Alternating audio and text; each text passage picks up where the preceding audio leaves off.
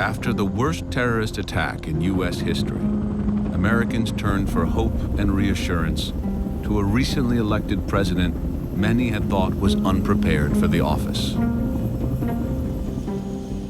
The heir of a political dynasty, George Walker Bush had led a wayward life in his youth until he found religion and a focus. George W. Bush has a famous name and a wealthy family, but until he's 40, nobody thinks he's going anywhere.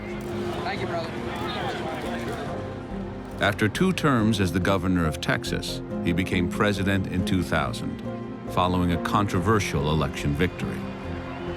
He intended to be a domestic president. That's where his concentration was. And he hardly had a chance, almost out of the gate. You know, he's hit with 9/11.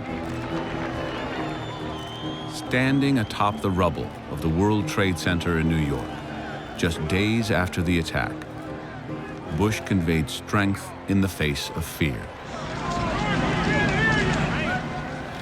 I can hear you. The president called upon Americans to unify around a common purpose, I can hear you. The rest of the world hears you. a global war on terror.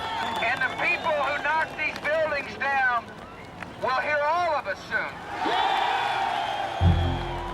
I think he believed that he had been chosen for this task, that he had been somehow chosen to be president of the United States at this crucial moment, not even perhaps knowing why he had been chosen, but that here he was. In the days after 9/11, Bush's popularity soared.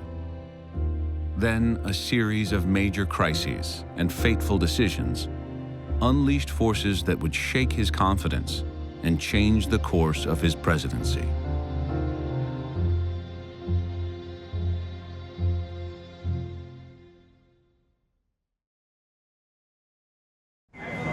Tomahawk, MSN 168.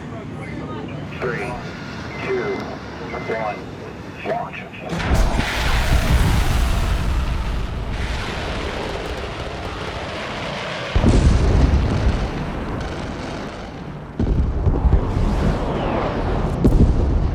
My fellow citizens, at this hour, American and coalition forces are in the early stages of military operations to disarm Iraq, to free its people, and to defend the world from grave danger.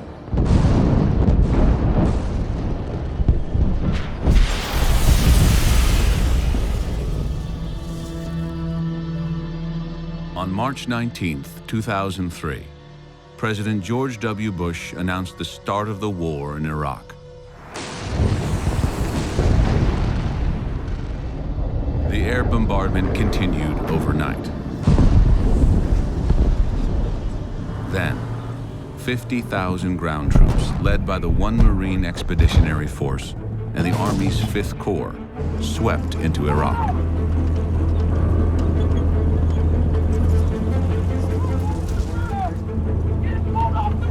The people of the United States and our friends and allies will not live at the mercy of an outlaw regime that threatens the peace with weapons of mass murder. We will meet that threat now. May God bless our country and all who defend her. At first, the war unfolded far better than Bush expected. U.S. soldiers advanced rapidly up the Euphrates Valley, crushing pockets of resistance.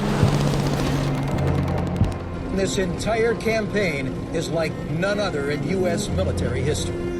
One of the fastest advances probably in the history of warfare ever, not just modern warfare. They've taken... American forces found that Saddam's vast army had largely melted away. In the town of Zafwan, Iraqi citizens are tearing down posters of Saddam Hussein, and American troops are being treated as liberals. And within just 3 weeks, the first detachment of Marines reached the heart of the capital, Baghdad.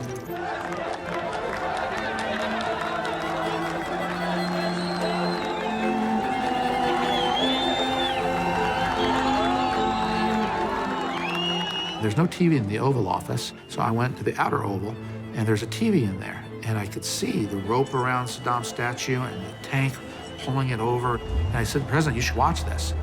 So he came out, and we watched that statue come down.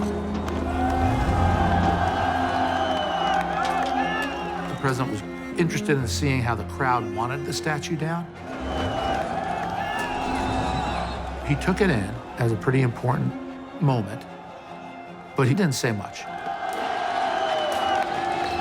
After taking Baghdad with an army less than a third the size of the force that Bush's father had assembled to defeat Saddam Hussein in 1991,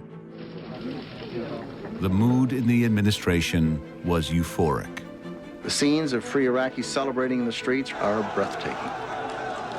Watching them, one cannot help but think of the fall of the Berlin Wall and the collapse of the Iron Curtain. The U.S. military and its allies have gone in there so swiftly, just like Donald Rumsfeld would said. Yes, America! Yes, yes, boss! You can have the sound down. You don't have to listen to anything. You see those images, and it's people celebrating.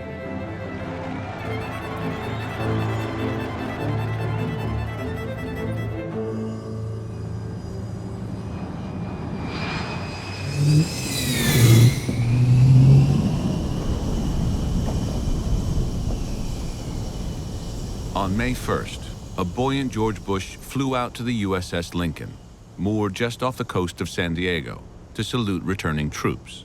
This was a fun experience for the president. He was really looking forward to the Abraham Lincoln. Why? Because he was going to fly on a plane and land on the carrier. So he was excited. Yes, sir, The intention was to show off the end of the war. Good job. They were very careful about the lighting. I remember they wanted the light to be that sort of golden hour light. Say he landed in the late afternoon. It looked great.